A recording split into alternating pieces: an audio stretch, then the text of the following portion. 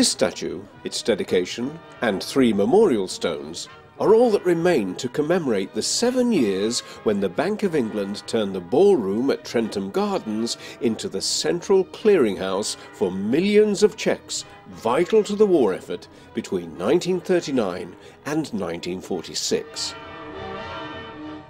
The ballroom had been built in 1931 to extend the appeal of the established gardens.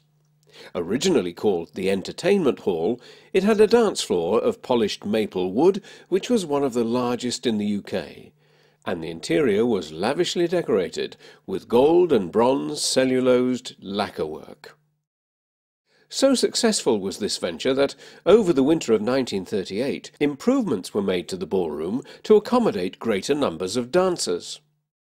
Enclosed balconies surrounding the ballroom were added, and by 1939 dances were taking place each weekend with a resident band led by Norman Jones, as well as visiting bands such as the famous Victor Sylvester Ballroom Orchestra.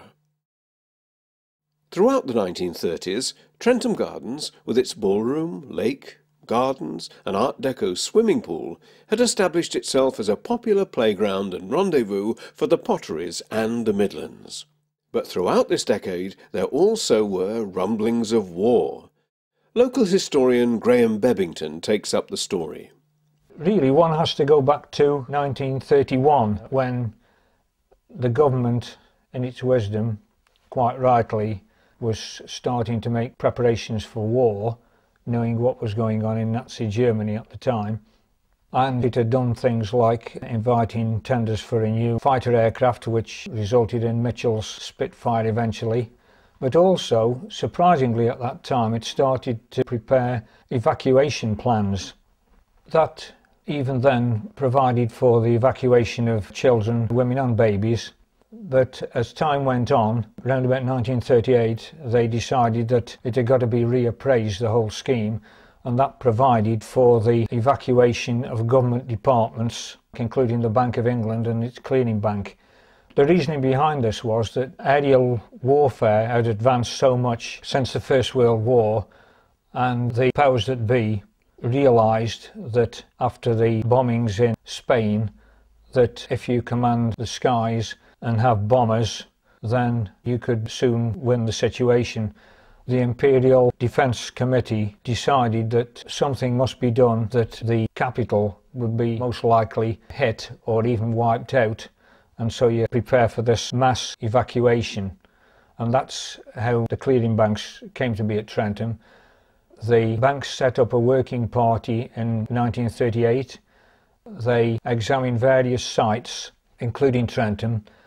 They had to fall into what was termed safe or neutral area.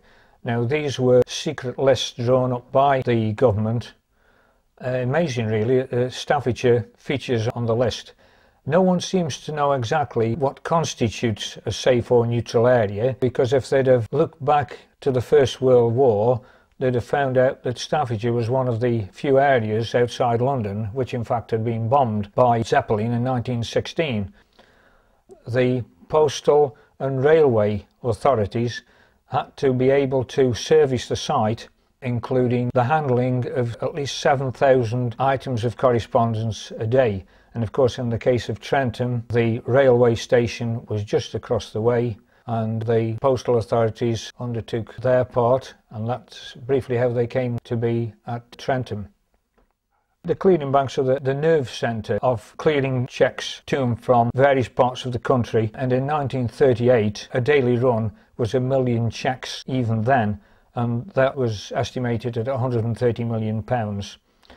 The actual moving of personnel from London took place in 1939.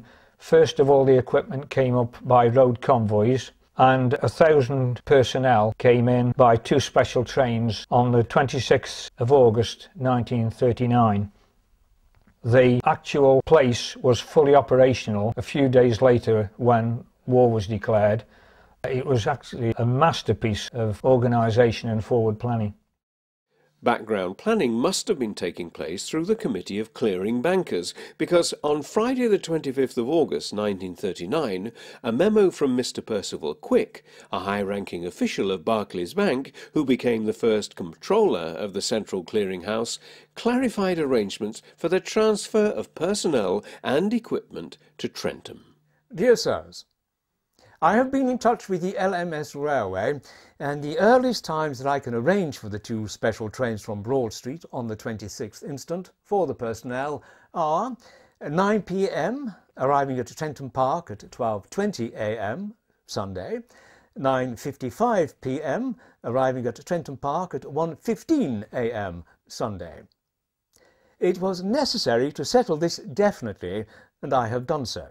Will you please note that the railway will start picking up the borough's adding machines from the clearing house at 1 p.m, so that it is necessary for those banks which are sending additional machines to see that they reach the clearing house by that time. As regards the record DACs, the railway and the representatives of Kodak Limited will be picking these up from the various banks starting from 1 p.m, and they will be transported to Trentham by goods train the same night.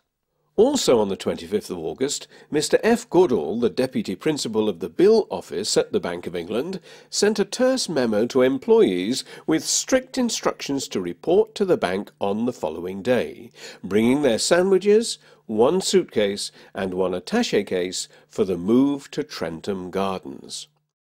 The same day, in Stoke-on-Trent, the Sentinel announced that from the 26th of August the ballroom would be closed until further notice, but the gardens and amusements and the swimming pool and cafe would remain open. On Saturday, the 26th of August, 2 special trains left from Broad Street Station in London, arriving in the early hours of Sunday the 27th. One of those travelling from London that night takes up the story. It was a nightmarish feeling when we first pulled up at Trentham. Naturally, we wanted to get out, when a voice from the outer darkness cried, "Keep your seats, please." We all hung out of the windows, straining our eyes and looking into the blackness. There was no sign of habitation or indication of life, apart from some dim lanterns and muffled voices. After more lamp waving, our engine was unhitched from the front and hitched on again at the back, and we started off down a branch line. After a couple of minutes, we stopped again at a tiny station, which we learned later was Trentham Park, where what appeared to be about 100 buses were lined up. We bundled into the buses, men in some and women in others, and we bowled along in the pitch dark until the bus stopped, and the evacuation officer for that bus got out and knocked on the door, and after some minutes returned. "Nothing doing there." Apparently, the lady of the house, perhaps disgruntled at being knocked up at that unearthly hour on a Sunday morning, had changed her mind and refused to take anybody in. This was not cheering news, but at the next stop, one of us was asked to get out, and then 2, then another one, and so on. As there were 35 of us on the bus, you can imagine that it was well into the early hours before the last of us found a place to lay his or her weary head.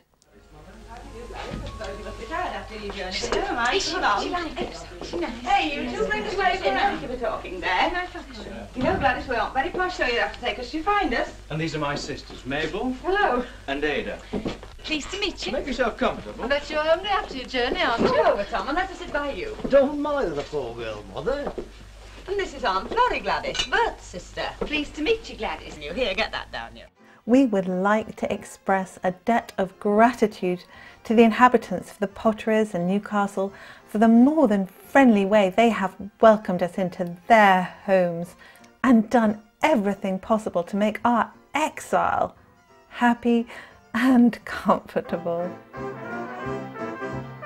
Another bank employee, Mr. R.B. Day, later encapsulated the experience of arrival in this area in a parody of Longfellow's poem Hiawatha.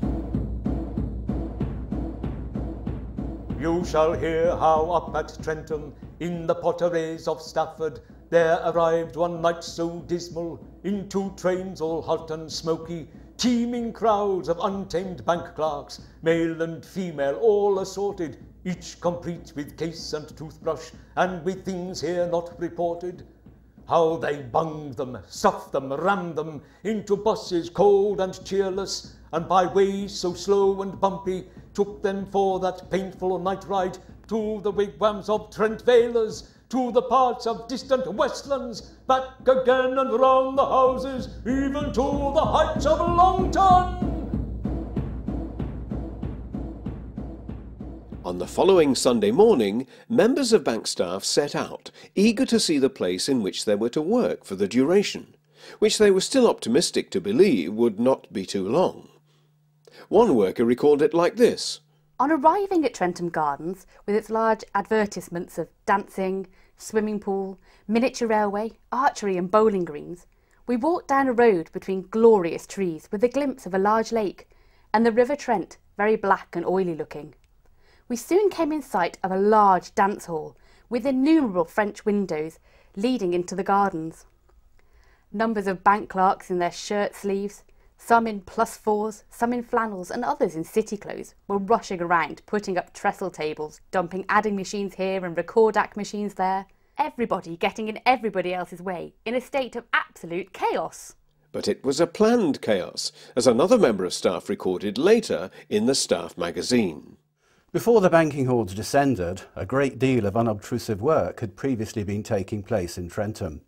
So when the staff eventually arrived, a small advance guard was already in action, and during the course of the Saturday, an army of workmen were busy digging out of the stables of the former Trentham Hall the various stores accumulated during the preceding 6 months. Work continued on the Sunday, and thanks to previous planning, furniture, machines and recordacs were rapidly placed in the required positions. All this went on under the admiring gaze of numerous members of the public. A minor problem was to prevent them from wandering round the hall and playing with the machines. One local resident remarked he would never have believed that Trentham Ballroom could have been converted into a bank in 24 hours. On Monday the 28th of August, a rather disgruntled Mr. Goodall wrote to his superior Mr. Arthur Hall, principal of the Bill Office at the Bank of England, about his weekend. Dear Hall, I arrived here about 8 p.m. on Saturday with Foster, Miss Rowe and Miss Goodge. I took the 2 girls and Foster and Woodruff to the Trentham Hotel for a meal. Later, I took the 2 girls to the North Stafford Hotel for the night. The maximum accommodation at the North Stafford is 91, which will not allow for all my staff. So whilst Pyle and I were out billeting yesterday, the girls, Woodruff and the men had got everything ready in our permanent quarters in the old kitchen of the ballroom. I heard all the other banks gave their staff £5 each to pay for the first 2 weeks' billeting and cover incidental expenses. It is now 6 p.m. on Monday and we are far from finishing. I am not at all sure we have enough recordacs, as we may have to do more than anticipated. Yours sincerely, F. Goodall. All the banks had their clearing departments centralised at the gardens, particularly in the ballroom and the gallery around. And I was going to be allocated to Lloyd's Bank Limited, and I was to go upstairs where they were in the gallery. Off I went up there thinking, this is not a bank, you know, this is Trentham Gardens, this is Trentham Gardens Ballroom. Too young to actually have been in there to dance, obviously, but that was it. And the routine of the day was you had your position at a desk which was coverable by a folding top, and cheques would come in by the bagful and just be poured onto the top in front of you, and what you did is you sorted them into various. Now there were various kinds of sorting. The initial sorting from the bags that came in from the Royal Mail was actually sorting out which bank the cheque referred to. And everybody around in Trentham Gardens was actually doing that. They were sorting the cheques that had come into their branches, sorting them into Lloyd's, National, Provincial. Of course, there were lots more banks in those days, Williams, Deacons, Martins, people like that. So we sorted all those out, and then the bundles of the cheques for the particular banks were then delivered to that particular bank section. Another local bank worker to record her memories was Estelle Skinner, née Davies. I was 17 when the war started, working at the Stoke branch of Barclays Bank and living in Trent Vale on Ronson Avenue, but was quickly drafted to work at Trentham. I usually walked to and from work. It took about half an hour each way, but it was better than waiting for a bus in the cold, and saved on the bus fare too. The buses were often full with other workers, and I was also worried about missing my stop in the blackout. There were no street signs, lights or shop signs to give a clue where you were, and the bus just had a little blue light on inside. Our work involved sorting cheques to be returned to the various banks they were drawn on, and lots of filing on index cards. I used an adding machine to total up the cheques and columns of figures, a big heavy one with a handle that you pulled on the side to do the totals. I used to wake my sister up in the night. We shared a bed, doing this in my sleep. All of a sudden, my right arm would pull the handle, and I usually hit her with it instead. I suppose today this would be called repetitive strain injury, and I would be entitled to compensation. We had air raid practices at work. There were shelters in the grounds, and when the sirens went, we had to first sheet up our work, then open the big French windows and go to the shelters, taking our gas masks, of course, until the all clear was sounded. The sheet we had to use was a piece of canvas or tarpaulin-like material nailed to the underside of one end of the desk. The other end was nailed to a stick around which the material was rolled. This was then hooked under the desk. When the siren went, you grabbed the roll and threw it right over the desk so that the stick hung down the other side and kept the material tight, which stopped all the papers on the desk from blowing away when the French windows were opened. If the cheques had gone everywhere, it would have taken days to sort out the mess, and they could have fallen into enemy hands, which was a security risk. After the war, I saw a desk in the museum in Churchill's bunker in London with exactly the same thing on it. When the banks first came, the manning was southerners. By the time that the Clean Bank returned to the capital, the majority of people working there were in fact locals. So it certainly helped the local economy from various aspects really, jobs, that sort of thing, but the work that was also provided in the area. For instance, they had something like staff magazines which were published every so often. Firms like Vises, the local printers, that sort of thing. It was all local business, and then they had a commemorative mug done in 1940, 12 months after they'd been here. Again, that was specially commissioned by the people at Trentham, and it was manufactured by Falconware. They'd got a marvellous social life. You could be forgiven for thinking there wasn't a war on. They got things like siren theatre, and the programmes, it said things like, in the event of an air raid warning, the performance will continue. And they were doing shows like Ivan Novello, Priestley, all these sort of things. And they didn't only do the shows there for their own personnel, they took them out into the area to entertain other people. They went to the Loggerhead Sanatorium. They did charity performances, and you can bet if there was a disaster in the area, such as when there was a colliery disaster, they did performances for that. Honestly, there was much more than the working side, because they had been transported from their homes, from London, Glasgow, Manchester, people from the big cities to Trentham, and consequently they had no society. They hadn't any homes, of course, to begin with. So they'd found somewhere to live or let to rent, and they also then had to found their own sort of societies, which would include the dramatic society, a choir, those sort of things.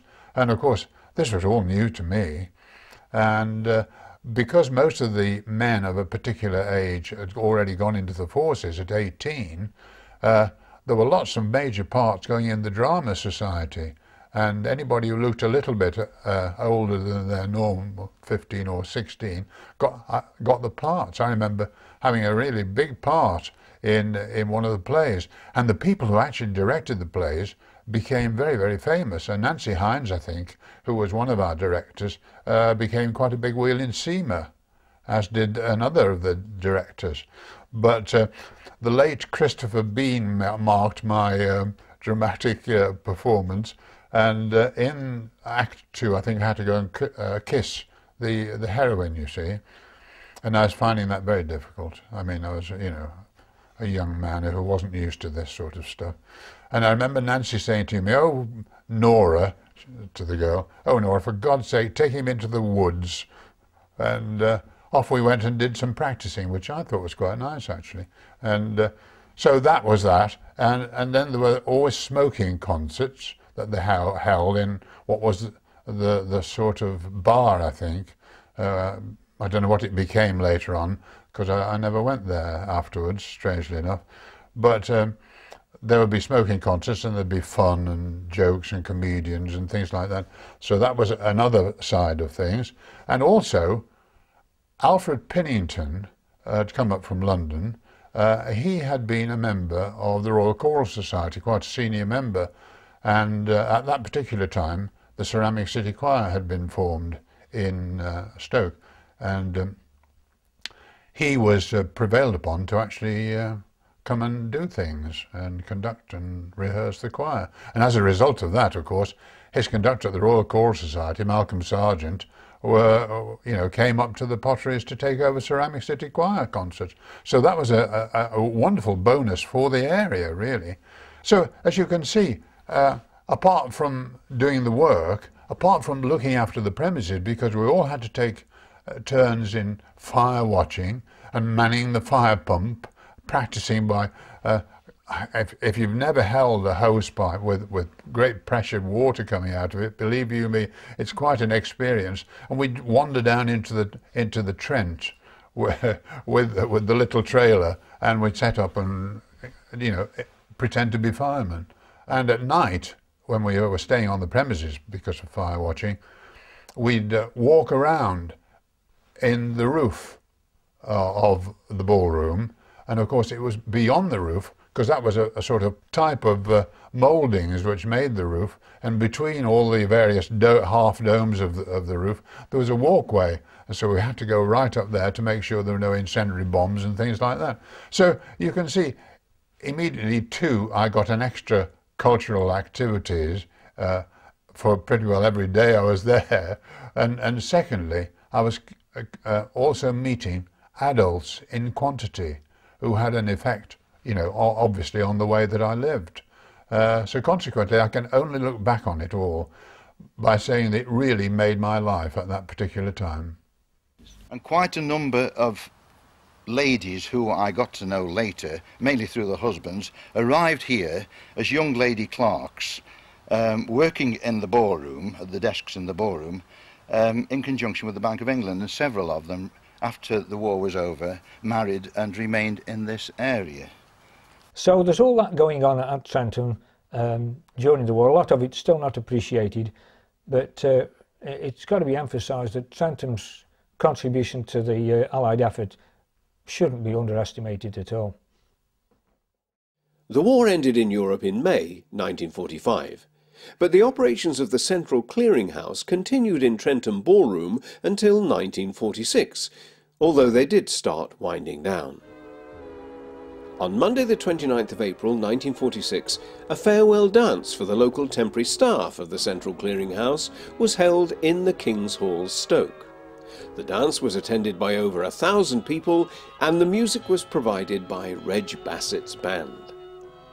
At this event, Mr. Brian Bennett, the comptroller of the Central Clearing House since 1941, said, "My greatest happiness during the past 5 years has been serving your best interests to the best of my ability, and watching the 1,000 locally recruited staff, boys, girls and women, become welded into a happy and efficient unit. It is with real sorrow that I must say goodbye to you all. I do hope that you've all learned and received something in Trentham which you will remember in the days to come, and that your stay in the Potteries has been a happy one." Another farewell dance was held on Tuesday the 16th of July 1946, when members of the Clearing House staff held a private function with the ballroom returned to its original purpose for one night and the music was again provided by Reg Bassett and his band. About 600 members of the clearinghouse staff, with a similar number of their friends, attended the event, for which the long disused lighting effects and loudspeaker relay were brought into operation. The majority of the staff were leaving the following Saturday, but the clearinghouse didn't completely vacate the building until the end of August. It was expected to be available for public dancing again around Christmas, as extensive alterations and repairs were needed. Here are the vital statistics for the 7 years that the Central Clearinghouse occupied the ballroom from August 1939 to August 1946. 11 banks were represented, as well as the Bank of England. An average daily receipt of 7,000 envelopes containing cheques came by train to be cleared and dispatched the same day. Over 1 billion cheques passed through the Recordac microfilm machines during that 7 years at Trentham. In 1939, there were 955 bank staff, 363 men and 592 women. By 1945, there were still 898 bank staff, but only 170 were men and 728 women. In 1939, only 123 of the staff were local. By 1945, the number of locals employed was 619. Trentham Gardens were paid an annual rent for the ballroom of £3,500, which, over the 7 years, would have totalled almost £25,000. There can be no doubt that the operation of the Central Clearinghouse at Trentham successfully stood the test for the duration of war. There still remain memories and reminders of this episode in local and national history, including some clear childhood memories from former Trentham resident Sybil Austin. I was almost 10 years old when the war broke out. When the clearing banks came to Trentham, a bank employee called Cyril Munden was billeted with us on Stone Road. I remember the policeman arriving with him in the middle of the night and my mother agreeing to squeeze him in, although there were 5 of us already. The best bit for me was his sons coming here during the school holidays. Later, he bought a house nearby and lived there with his family all through the war. Mr. Munden told us it was safer for his family to be here with him rather than living down in London. I liked having them here, and I became good friends with the Munden boys. The Mundens became part of our community. In 1946, the banks left, and the Mundens returned to London. But we kept in touch for many years. They were happy memories. Bank staff also recognised the hospitality shown to them by the various societies and clubs they joined locally. In 1946, they gave a Central Clearinghouse trophy to Trentham Park Golf Club as a token appreciation from the outcasts who had joined its ranks. The trophy is still presented each year. 3 memorial stones in the gardens recognise the war service of men related to the banks. Sergeant James Tranter was killed in June 1942. Sergeant John Naunton died in 1944. Donald Aubrey Chatham also died in 1944. He was the son of Robert Felton Chatham, who was Chief Inspector for the Clearinghouse for the duration of the war. His name is also inscribed on Trentham War Memorial. The distinctive commemorative 7-sided statue, designed by Robert Berkoff, located in the Italian Garden, was presented by the Committee of London Clearing Bankers and erected on the 24th of February 1976. The ballroom reopened to great jubilation on the 7th of April 1947.